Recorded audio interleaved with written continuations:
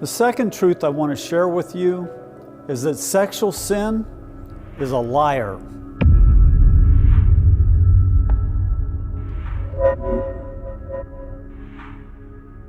As I talked about in the first session, I came to the Lord when I was 16 years old.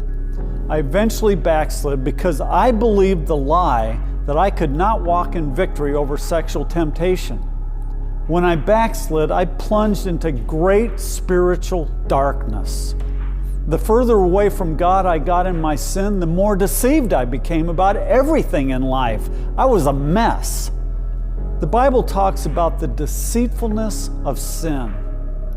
And I need to tell you that you cannot be involved in ongoing sin without being deceived. And when I say deceived, I mean deceived about a lot of things. Romans 1 is a perfect picture of my life of sin.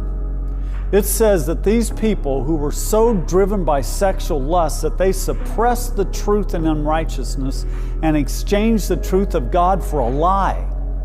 I didn't understand this at the time, but that describes the state of mind I was in when I was in my sin. When we give over to sin, we are in a very real way fellowshipping with demonic entities.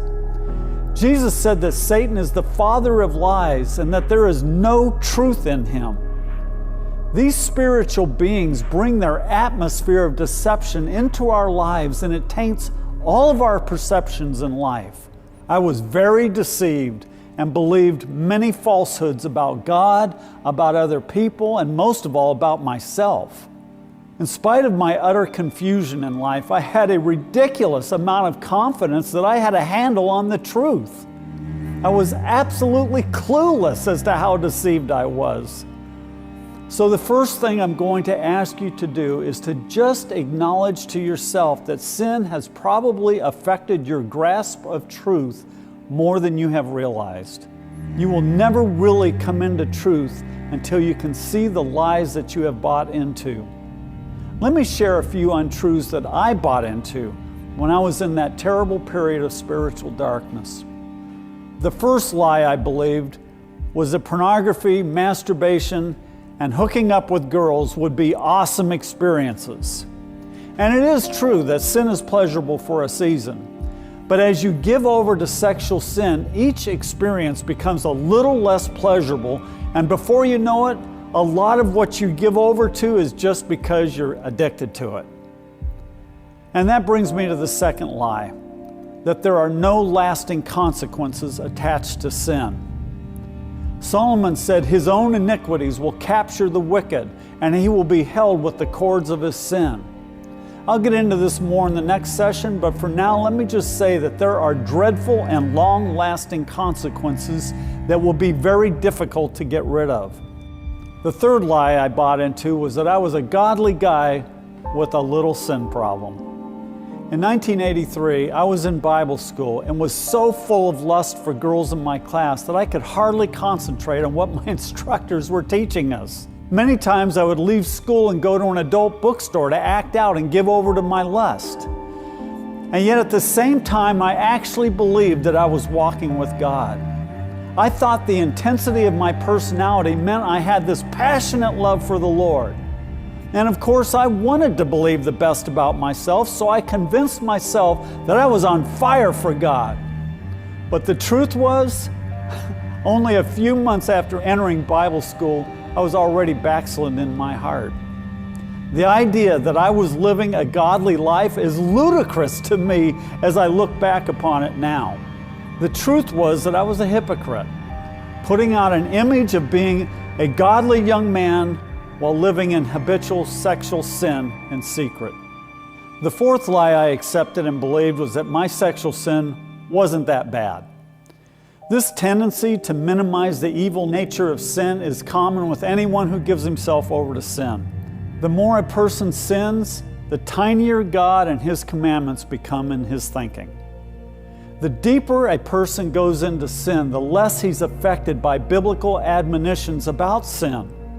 There are some very frightening warnings in Scripture about those who practice sin. But it's incredible that a person can read those warnings and just sort of gloss over them as if they don't really mean what they say. Again, because God was so tiny in my mind, His warnings against sin didn't really affect me. Let me tell you something J.C. Ryle said about the deceitfulness of sin. He said, "You may see this deceitfulness in the amazing proneness of men to regard sin as less sinful and dangerous than it is in the sight of God, and in their readiness to extenuate it, make excuses for it, and minimize its guilt. Men try to cheat themselves into the belief that sin is not quite so sinful as God says it is, and that they are not so bad as they really are." The fifth lie I'll mention was that other people were the cause of my problems.